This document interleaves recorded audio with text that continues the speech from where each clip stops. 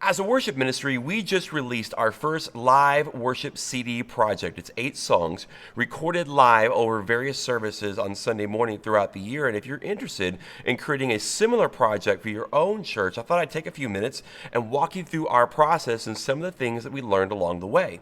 Hey, it's Dave Dolphin at practicalworshipblog.com, sharing ideas, tips, and practical advice for the everyday worship leader. And we created this live worship CD project for 2 reasons. One is that we were trying to create a fundraiser, something that could raise additional dollars into the worship ministry, but at the same time provide value for the one that was giving towards the ministry. Because the other reason is that we wanted our church to have the ability to take the worship experience and bring it with them throughout the week, whether that is on their way to work or on the treadmill or studying for school. We wanted a way for our church to take the songs that they love with them outside of the weekend. Because it was a fundraiser, we wanted to make sure that every dollar that we spent on the project, that we made it count. So we had costs tied up in the manufacturing, the actual physical CDs themselves. We also had costs tied up in mechanical licenses, paying the songwriters for the songs that we use. Outside of that, everything else was done in-house. To borrow a business term, we were looking for a minimal viable product. How can we give people what they were expecting with the least amount of effort, or specifically the least amount of money invested into the project? But the charm of this CD is that it's our church for our church. We didn't necessarily make this for people outside of our church. These are just cover songs.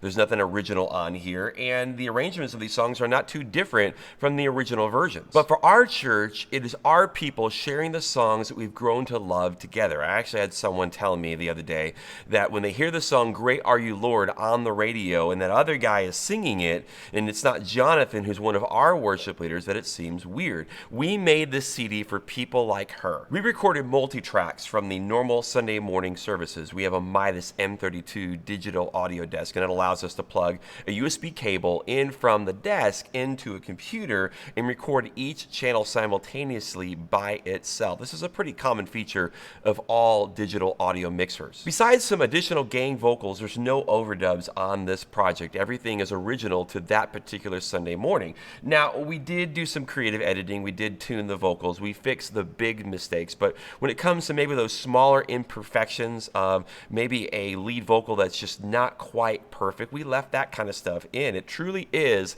a live CD. We used Logic from Apple to mix the CD, and I wanted to show you inside one of the sessions so you can see how we pulled this off. So the first thing that we did is that we recorded multi-tracks for both the Sunday morning service and also the final run-through of the Thursday rehearsal. And what this did is it gave us 2 versions to choose from since we weren't doing any overdubs. We started with the Sunday morning version, that's right here.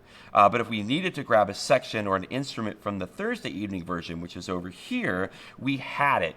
Besides covering for little mistakes here and there, it also proved to be the most useful for lead vocals, because sometimes our worship leaders would get a bit excited during the actual service and they would start screaming their vocals a little bit, which is fine live, but it doesn't sound great recorded.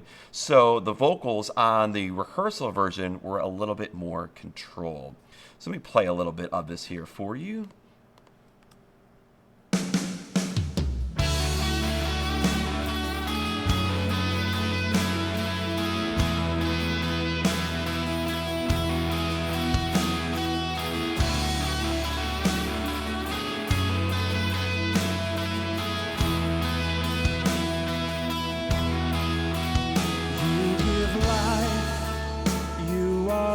On the drums, we did replace the kick and the snare. These are MIDI notes.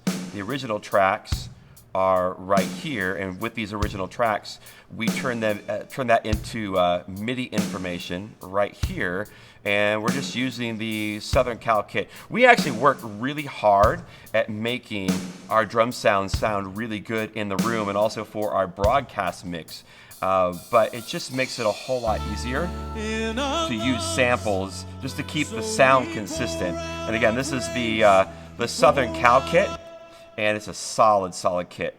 Now, the secret sauce to a live CD lives right here.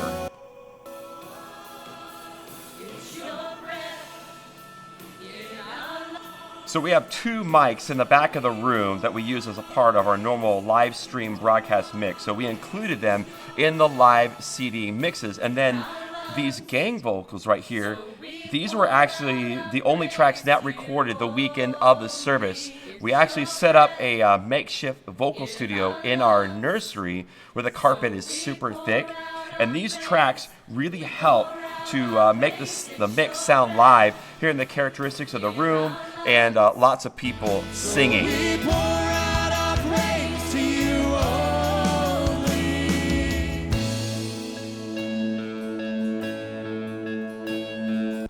Now notice that we used a lot of the stock plugins that come with Logic.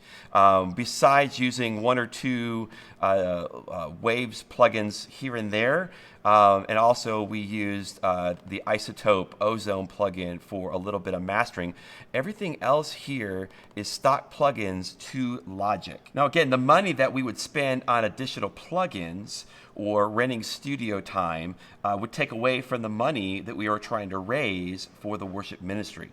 Let me show you a little bit of how we do all the reverb. It actually mimics what we do in our room. So we pour out our praise.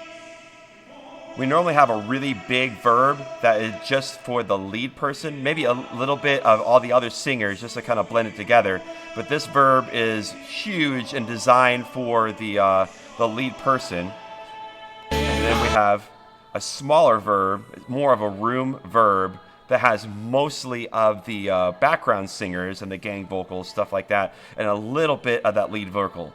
And then of course, you got your drum reverb here, and then a little bit of a delay. We got delay for the lead vocal.